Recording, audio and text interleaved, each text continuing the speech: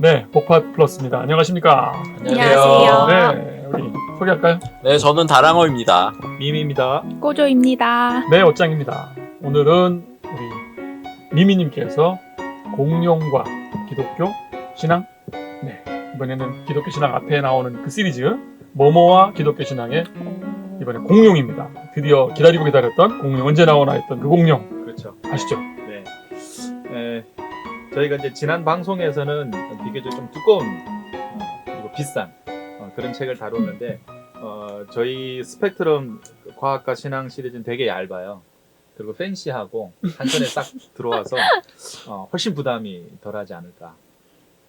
또 최근에는 여러 가지 뭐 출판뿐만 아니라 여러 문화 콘텐츠에서도 숏폼의 시대, 숏폼의 시대라고 그런 얘기들을 여러 문화 콘텐츠 뭐 제작자들이 그런 얘기들 많이 하는데 이게 뭔데요? 숏폼. 숏폼, 짧은 간단한? 형식의 뭐 그것이 뭐 최근뿐만 아니라 예전에도 그런 게 있었죠. 출판만 따져도 뭐 70년대 한참 유행했던 문고판 뭐 그런 시리즈라든지 그런 게 있지만 또 한때는 또 80년대 이런 때는 또 대하 소설의 시대가 있었는데 최근에는 굉장히 짧은 그런 시리즈를 굉장히 의욕적으로 내는 곳이 많거든요. 출판뿐만 아니라 영상도 뭐 지금은 뭐 3분, 10분도 길다, 15초면 끝낸다, 틱톡 뭐 그런 것도 있고 하여튼 여러 분야에서 숏폼의 시대라고 얘기들을 많이 하는데 그런 얘기 나오기 전에 저희 그가 바로 이렇게 기획해서 내는 것 중에 하나가 이제 숏폼에 해당하는 스펙트럼 과학과 신앙 시리즈라고 할 수 있습니다. 뒤늦게 이제 막 끼워 맞추는. 숏폼을 미리 알고 어떻게 알았는지 어떻게 알았는지. 하다 보니 막 어떻게 막 끼워 맞추는 건데. 공룡. 스펙트럼 과학과 신앙 시리즈 그동안 한 4권까지 나왔고 이게 이제 5번째 주제로 나온 건데 공룡을 냈습니다. 제목은 말씀드린 것처럼 공룡과 기독교 신앙이고요. 출간일은 제목이 재밌다. 공룡과 기독교 신앙이 뭔 상관이 있어? 그러니까 뭔 상관? 뭐 옛날에 외계인도 다뤘는데 뭐. 외계인은 좀 그럴싸해. 자, 언제 올지 진짜? 모르니까. 공룡이야 뭐 이게 뭘까? 그러니까 그러면 왜 도대체 무슨 상관이 있나? 그래서 제가 한번 얘기를 한번. 아니 근데 이렇게 기독교 안 믿는 친구들이 맨날 이렇게 딴지 거는 게 그거잖아요. 아니 그러면은 창세기에서는 공룡 안 나오는데 공룡 어떻게 설명할 거야? 왜 이렇게 맨날 연결된다니까? 이러잖아요. 그거 예, 봐, 예. 다 네. 그러네. 상관있다니까. 성경의 진실성과 사실성과 네, 다 관련된 연관돼 있다니까. 이 책은 언제 출간됐느냐 하면요, 2020년 이 방송이 언제 될지 모르겠지만 올해 8월에 출간된 책이기 때문에 저희 방송 녹음하는 시점에서는 뭐 굉장히 신간이라고 할 수 있습니다. 주로 내용은 어떤 내용들을 다루냐면요, 특집 뭐 저희들 스펙트럼 시리즈를 그동안 좀 보신 분들은 알겠지만 특집에서 주로 그리스도인들이 공룡을 이해하는 3가지 방법, 그래서 이제 그 3가지 아티클이 실려 있고요.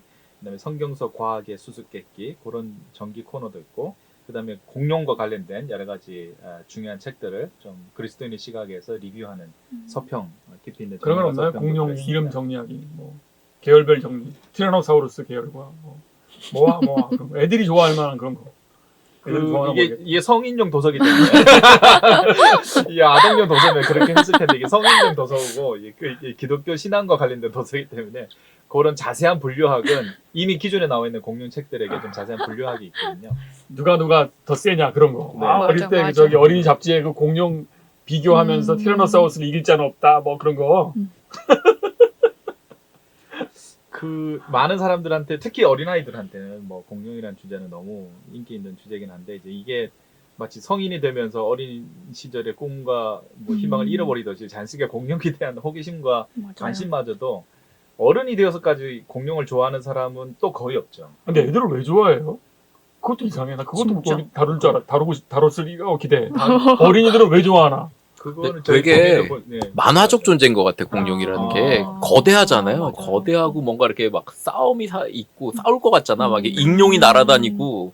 그다음에 뭔가 해칠 것 같고. 티라노사우루스가 이렇게 뭐 트리케라톱스를 막 이렇게 막 뭐 이렇게 트리케라톱스가 있구나. 트리케라톱스 나도 몰라. 뭐 이렇게 막 이렇게 공룡 이렇게 덮치고 그러면 것 같은 이제 되게 만화적 상상력을 막 자극해주는 그거 맞아 떨어지는. 사실 실제로는 뭐 거의 못 접하잖아요. 이 도시 맞아요. 사회 속에서 뭐 만날 수 있는 것도 기껏해야 동물도 가축이나 애완 이런 네. 동물인데 그걸 뛰어넘는 사실 야생의 어떤 그런 로망이라든지 그렇구나. 그런 게 굉장히 많은 게 담겨 있는 것 같아요. 지금은 사라지고 없는 그런데 뭔가 거대한 그런 존재에 대한 뭔가 신비롭다고 그래야 되나요? 경이스럽다고 해야 되나요? 저희가 뭐 평소에는 동네에서는 개나 고양이 정도 보는데 동물원 가서 코끼리 정도만 봐도 맞아요. 사실은 되게 경이롭죠. 경이롭잖아요. 맞아요. 그거 진짜 그 정도 크기만 깜짝 돼도. 맞아. 근데 상상 속이거나 만화 속이긴 하지만 또는 영화에서긴 하지만 그보다 몇 배는 더 거대한 존재를 봤을 때 되게 경이로운 그런 느낌이 있을 수는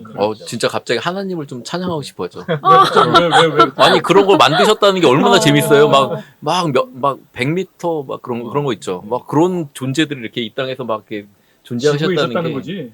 어. 그 안 믿는 지구에서 아니 그러니까 이 지구에 공룡이 없었다고 생각하는 사람들이 있는 거죠. 아니 그런 사람들이 있어요. 그건 없어요? 네, 아니 예를 들어 이제 창조과학회라든지 네. 거기 공룡이 있다 그래 없다 그래요? 있다 그러죠. 아 있다 그래? 네, 그럼요. 있는데 같이 살았다.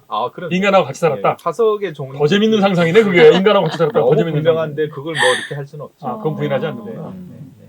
근데 빨리 멸종해 버렸다 그냥 그 정도. 하나님이 창조하셨고 네. 그 창세기 1장에 같이 창조하셨고 뭐 저기 인간과 함께 살았고 뭐 그런 식으로 얘기하는 단체는 있죠. 또 저도 그렇게 믿어요. 하나님이 네. 창조하셨고 네. 그리고 이렇게 존재했고. 네. 네. 그럼요. 네. 그렇지, 뭐라고 그걸 그러죠. 누가 보네. 이론이 없어. 네. 어디. 네. 동의합니다. 어떤 식으로 어느 네. 시대에 어떤 네. 방식으로 살았는가는 그거는 뭐 또 네. 다른 영역이니까 그 네. 얘기할 수. 뭐 공룡의 이슈가 있어요. 그러면 이거밖에 이슈가 없는 것 같은데. 아, 인간하고 같이 살았냐 그래요? 안 살았냐밖에 이슈가 없을 것 같은데. 아니 우리가 공룡에 대해서 얘기할 수 있는 게 언제 같이 사는데 그거밖에 없나요? 뭐가 있어요 또? 거기서 봐. 뭐가 아니, 있지? 일단은 제일 먼저 시작하기 전에 그럼 이거부터 한번 물어보죠. 공룡의 정의 뭐가 공룡입니까? 공룡이란 크다. 징그럽다. 위협적이다. 공룡의 정의 이게 가장 기본적인 공포스러운 용 아니야? 공룡. 한자는 그렇게. 그지? 아, 공포스러운 진짜요? 용이야 공룡. 영어로 보면 다이노소인데 그 다이노가 크단 거 아니야? 헬라어로 약간 테러블하다는 뜻이거든요. 아. 무서운. 그리고 그 사우루스 그리스어가 그 도마뱀 혹은 파충류. 무서운 도마뱀. 딱 맞네. 네. 어떤 그 공포의 느낌이 있는 거다, 그지? 근데 이제 오늘 제가 이 책을 보다 보니까 이 당시에 처음 이름을 정할 때 18세기, 19세기 당시에 다이노라고 했을 때 그 다이노가 그 당시 영국 사회에서는 그 테러블이라는 뜻이 반드시 공포스럽다는 뜻만 반드시 있는 것이 아니라 약간의 중의적으로 경이로 그런 경이로운 뜻도 또 음. 같이 쓰였던 시대의 그 단어라고 해요. 그래서 약간 중의적으로 그 단어가 처음으로 명명되었을 거라고 하는데 자 그럼 다시 돌아가서 공룡 뭐가 공룡입니까? 너무 어려운데. 도마뱀도 공룡입니까? 공룡이지. 파충류가 다 공룡인가? 어디서 봐. 그러니까 파충류면 다 공룡인가? 공룡은 다 파충류인가? 뭐 이렇게 여러 가지 생각할 수 있잖아요. 뭐가 공룡입니까? 가장 큰 기본적인데 파충류. 조카들한테 물어보면 당장 답이 나올 텐데. 아 진짜요? 그럼. 애들은 안다고? 왜 모를까요? 그렇게 오. 야, 이거보다 이게 답이 아니에요? 우리가 한 게 지금? 그럼 그게 무슨 답이겠어요? 답을 해줘봐. 궁금하다 진짜. 진짜. 공룡은 정확하게 정의를 하면 중생대의 육상에서 살았던 파충류만을 공룡이라고 합니다. 자, 그럼 뭐가 공룡이 생겼는데 아니야? 아닌 것도 있는 거야, 그러면? 고생대에 살던 고생대에 살던 맘모스. 파충류 중에도 맘모스 아닌가 보다. 오늘날의 공룡이라고 우리가 흔히 생각할 만큼 거대한 파충류들이 있었거든요. 그건 공룡이라고 하지 않습니다. 아, 진화 경로가 다르기 때문에. 자, 그러면 신기하다. 중생대에 살았지만 하늘을 날아다니는 거 공룡이라고 할 거야, 안 할 거야? 공룡이라고 부르지 않습니다. 아 진짜? 네, 진화 경로가 달라. 와. 야, 중생대에 살았던 물속에 살았던 수장용, 뭐 또 어룡 이런 것들은 어떨까요? 어룡이라고 아닌가 있었어요? 봐요. 공룡이 아닙니다. 와. 그러니까 중생대에 에이. 너무 신기하다.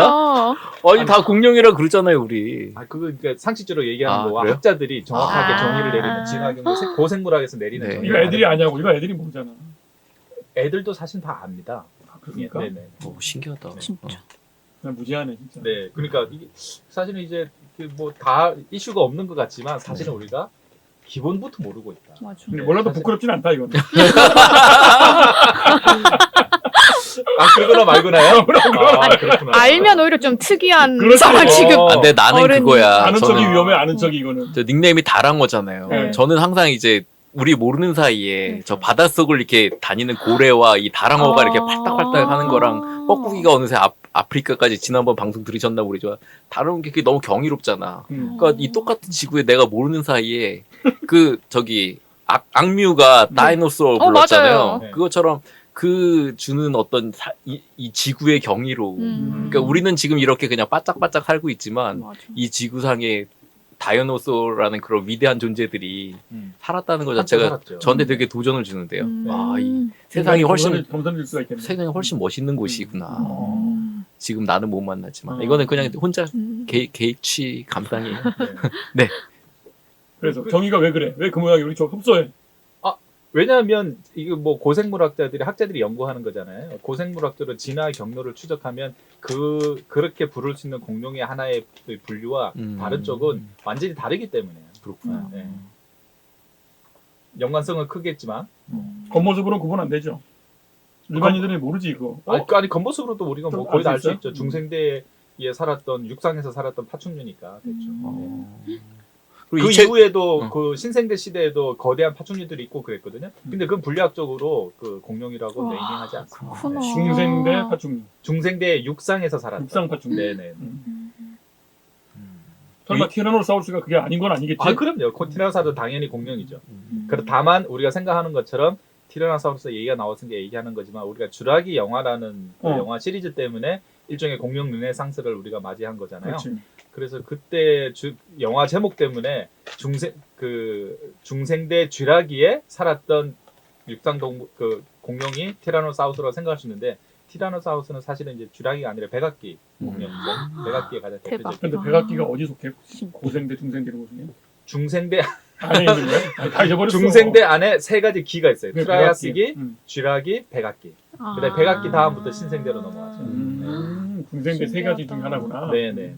후기구나 그러니까 네, 중생대 후기죠 백악기는. 아, 오케이. 그러니까 진화의 경로로 보면 후기로 갈수록 공룡이 점점 더 거대해지고 네, 그렇게 되죠. 네. 오케이. 진화가 발달되니까. 그래서 이제 오늘날 공룡의 후손이 뭐 진화 경로나 생물학적으로 볼 때 어떻게 보냐? 대부분의 고생물학자들은 그렇게 봅니다. 새 조류가 오늘날 공룡의 후손들이다. 야, 그럼 참새 가지고 티라노사우루스 후손이라고 그래야 되는 거야? 그렇죠. 그래서 오늘날 오늘도 집에 가서 치킨을 먹잖아요. 아. 우리가 공룡의 후손을 잡아. 아, 공룡을 먹고 공룡의 후손을 있구나. 먹는 거죠. 공룡 치킨 그런 거 하면 좋겠다. 네. 치즈볼로 알 공룡 알. 그래서 이 조류가 책에서 뭔가. 이제 첫 번째는 이제 공룡 연구의 역사, 그냥 공룡 스터디. 도대체 우리가 오늘날 알고 있는 공룡이라는 것을 연구를 누가 최초로 시작했으면 왜 그걸 했을까? 그 연구가 어떻게 현대까지 이어져 왔고 그 뼈 화석 몇 개만 보고 이 사람들 도대체 어떻게 그걸 추적했나? 그리고 자기 경험 세계에 없는 거를 그러니까요. 있다고 말하는 게 가능합니까 그게? 화석 뼈 몇 개만 보고 있는 거라고 얘네들이 그러면. 뭘 먹었으며 음. 얘네들이 어떻게 짝짓기를 했으며 얘네들의 생태적 특성들을 어떻게 확인할 수 있는 가 위대하다 궁금하잖아요. 진짜. 위대하다 진짜. 그러니까 그런 공룡 연구의 역사들을 첫 번에 아주 간략하게 정말 약사처럼 다루고 있는데 요것만 사실 읽어봐도 너무너무 흥미있어요. 책 한 권 분량도 안 될 만큼 아주 짧은 내용인데도 그 짧은 시간 안에 공룡 연구의 역사 한 200년밖에 안 되거든요. 왜냐면 뼈는 옛날부터 있었겠지만 근대적 과학 학문으로서 제대로 연구하기 시작한 것은 사실 19세기부터예요. 그렇겠죠. 그러니까 사실은 이 연구의 역사 되게 짧은데 이 200년 안에 어떤 사람들이 어떤 우여곡절을 겪으면서 오늘날 우리가 알고 있는 이런 공룡이라는 체계를 만들어냈는지 그런 얘기들이 나와 있는데 그런 에피소드들이 너무 재밌어요. 진짜 그러네. 그런 거 한번 읽어보시면 아주 도움이 아니 될 저한테는 거라고 그 생각합니다. 뭐가 이 대단한 용기냐면 자기 경험색 뼈를 봤으면 자기 경험색에서 제일 큰 동물을 떠올릴 뿐이지 네, 없던 것을 말하는 건 어려운 일이에요. 그렇죠. 그걸 상상해내야 학자로- 되는 거 어, 완전히. 상상을 어떻게 입증을 해요? 그냥 이건 코끼리였나 보다. 그래야지 그러니까 그걸 그 이상이라고 말한다는 건 여간에서는 안 되는 거고 해냈다는 게 학자로서의 용기네. 네. 처음엔 드래곤이라고 생각했겠죠. 용. 아, 뭐, 상상 중세 속의 용, 동물. 중세 용. 그거. 아, 그렇지. 상상 네. 속의 동물로 볼 수도 네, 있겠다. 네. 네. 신화에 나오던 뭐 이렇게 머리 3개 달린 막 이런. 네. 근데 그 신화가 사실은 옛날 그 조상들의 그 초기 기억일 거 아니야. 그러니까 뭔가 설명해내는 있었구나. 방식이죠. 그 당시에 옛날에 세상을 설명해내는 방식 신화고 이것도 과학적으로 설명해낼 수 없으니까 이런 뼈들이 옛날에도 발견됐는데 그럼 이건 뭐냐? 그러면 이게 용이 어디 있을 거야. 지금도 어딘가 존재하는 네. 거야. 뭐 그렇게 설명해내는 방식. 네. 조금 더 그 사람들이 이제 생각을 깨었던 중세로 넘어오면 뭐 큰 말의 뭐 한 부분, 뭐 넓적다리의 한 부분이었을까, 뭐 그래, 코끼리의 큰- 뭐 부분이었을까 이렇게 추정하기도 하고 했는데 이제 결국 19세기로 넘어오면서 이것을 완전히 별도의 그것의 체계를 잡게 되는데 그것을 19세기에 넘어와서 첫 번째로 그 공룡을 과학적으로 진술하고 논문을 발표해서 이 종의 이름을 처음으로 말한 사람이 누구냐면 영국의 성직자예요. 버클랜드라는 이름을 가진 목사. 버클랜드. 다 목사. 사실은 이 공룡 연구 당시에는 18세기, 19세기에는 다른 과학 분야도 마찬가지였지만 이 학문 분야에 당시에 성직자들이 꽤 많이 관여를 했었잖아요. 이 공룡 연구도 사실은 그런 사람들로부터 시작이 됐더라고요. 근데 그 성직자가요 개신교 목사들이 아니에요. 그렇죠. 여러분도 영국의 아세요? 성직자였으니까. 개신교 목사는 바빠요. 어. 근데 저렇게 국가교회 목사들은 공무원 자격이 있기 때문에 덜 바빠요. 그러면 연구할 수 있습니다. 국가 소속이어야 되는군요. 그렇죠. 아, 그거 중요해요. 그거. 그래서 그 다들 바르트라는 위대한 바르트 있잖아. 네. 국가교회 소속일 거야 아마. 하여튼 월급 받는 존재야. 그러니까 월급 받는 아. 존재들은 달라요. 공부할 수 있는 시간이 좀 있어요. 근데 한국의 개신교 목사들은 매우 바쁩니다. 이래서 다들 공무원 시험을 네, 그런가 봐요. 네, 그래서 요 공룡 연구의 역사 요것만 살짝 읽어봐도 사실 되게 뭐 재미있고 재밌는 에피소드들이 많으니까 이제 유익한데 그 에피소드 많은 것 중에 제가 다 스포일 할 수 없고 하나만 딱 소개를 하면 여기에서 20세기 초에 미국의 아주 전설적인 이 공룡 화석 발굴과 탐사대를 이끌었던 대장이 나오는데 그 이름이 로이 체프먼 앤드루스. 이 사람의 이름을 잘 기억하지 못할지라도 이 사람이 왜 전설적인 인물이냐면 이 사람에게 영감을 받아서 만들어진 영화가 있으니 바로 주라시 쥐라기? 파크? 인디아나 존스. 인디아나 존스. 물론 공식적으로는 인디아나 존스 영화 제작자들은 체프먼한테 영감 받은 게 아니다라고 부인을 하고 있대요. 왜요? 그러나 여러 가지 특징으로 봐서 이 로이 체프먼의 이제 특징이 우리가 인디아나 존스 영화에서 봤을 때의 그 이미지와 여러모로 되게 유사를 하는 인디아나 존스의 그 주인공과 비슷하고 주인공과 되게 유사한 거죠.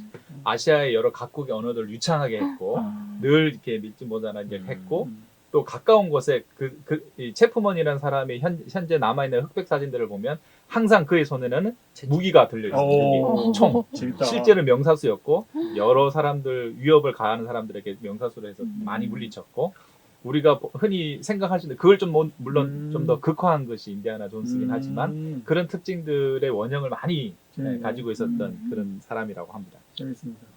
로이 체프먼 앤드루스.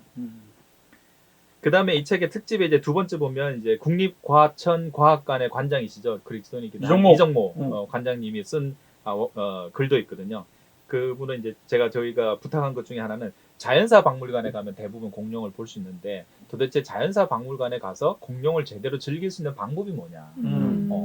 자연사 박물관에 딱 가서 공룡 화석들을 보면 도대체 뭘 봐야 되느냐. 와 크다. 뭐 어떻게 보고 2초 이상 못 있어요. 그렇게 해야 되느냐. 그렇게 했을 때 그분이 사실은 서대문 자연사 박물관 관장 시절부터 해서 서울시립과학관장 그리고 현재는 이제 우리나라에서 국립과학관으로서 있는 국립과학관의 과학관장이 되셨잖아요.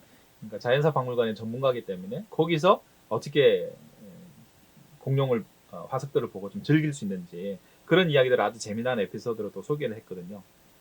역시 읽어보시면 너무 재밌는데 한 가지만 딱 소개를 하면 만약에 어느 자연사 박물관에 갔을 때 거대한 수강류 공룡, 여기서 수강류라는 말은 두 발로 서 있는 거대한 육식 공룡처럼 생긴 그 공룡이 서 있을 때 그 공룡을 아이와 함께 갔을 때 저 공룡은 무슨 공룡이라 라고 추정해서 맞출 수 있는 기준이 뭘까? 뭘 보면 그것을 맞출 수 있을까? 라고 질문을 던져요. 이빨. 너무 어려운데? 이분의 얘기는 손가락을 봐라. 손가락이 몇 개인지를 봐라. 그러니까 진화 경로를 볼 때 초기 공룡, 그러니까 중생대 중에서도 초기에 트라이아스기에는 손가락이 5개였다가 그 다음에 주라기 백악기로 갈수록 손가락이 자꾸 줄어든다는 거죠. 왜냐하면 앞발은 공룡한 특히 거대 수강류 공룡한테는 앞발은 더 이상 크게 필요가 없고 강력한 뒷다리로 이제 뛰기 때문에 그래서 뭐 우리가 잘 아는 티라노사우루스도 앞발 자체는 작아 보이죠.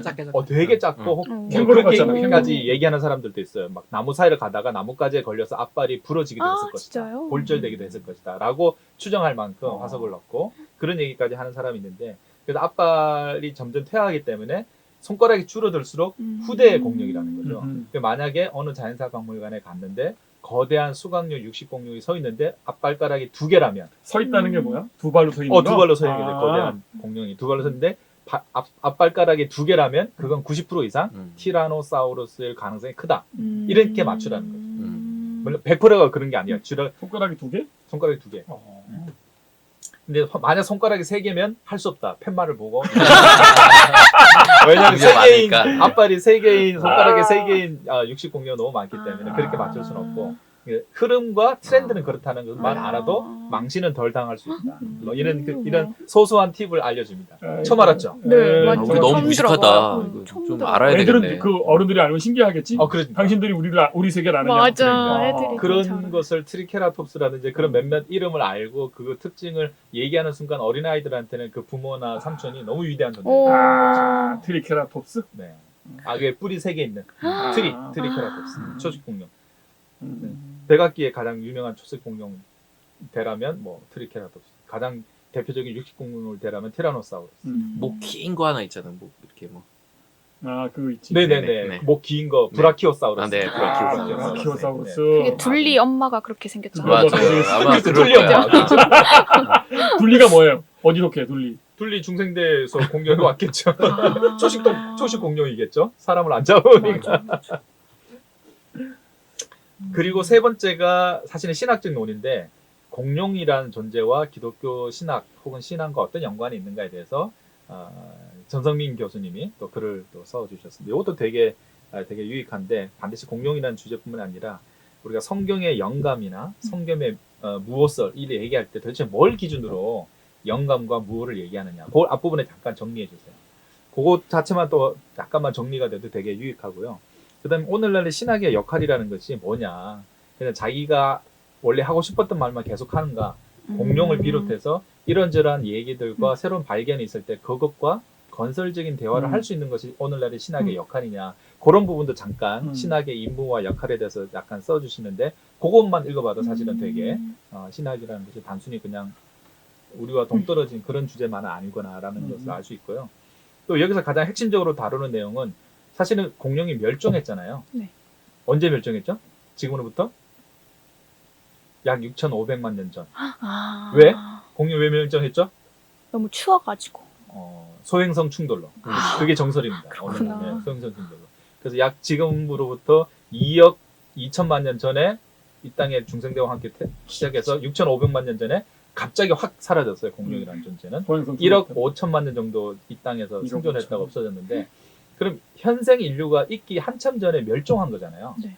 자, 그럼 여기서 신학적인 질문을 한번 던져보겠습니다. 하나님은 왜 창조하셨다가 멸종할 동물을 하나의 종을 굳이 창조하셨을까?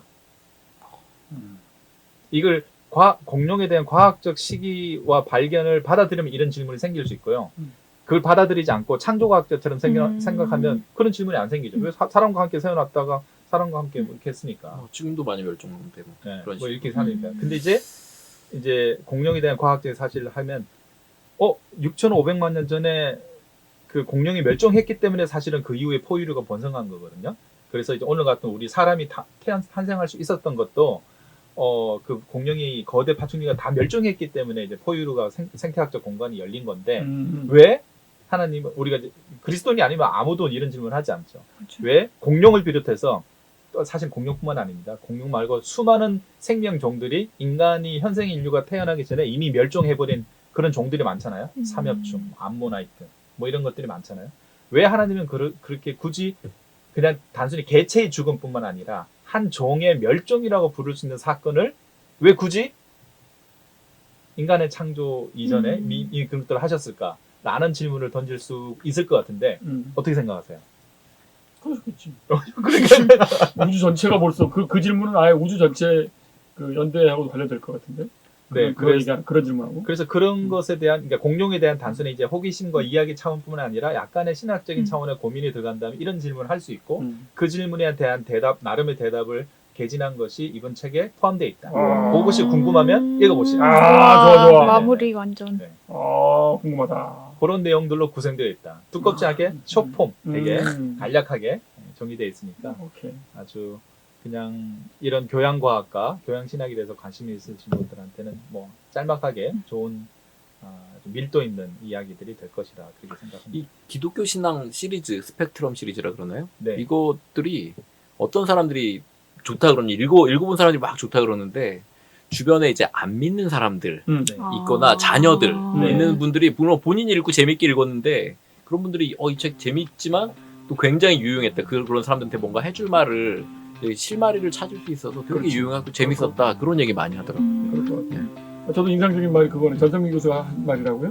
그러니까 이제 기독교 성경이 성경 내에서 언급하지 않은 수많은 이슈들에 대해서 이제 어떻게 대응하고 할 것인가에 대한 얘기가 포함되어 있죠. 그게 되게 중요한 거죠. 네네. 그 신학의 임무와 역할이 뭔지에 대해서 또 간략하게 또 표현되어 있는데 그것도 한번 생각해 볼 만한 오늘날의 주제인 것 같아요. 그래요. 이렇게 해서 미미님이 소개해 주신 공룡과 기독교 신앙이었습니다. 수고하셨습니다.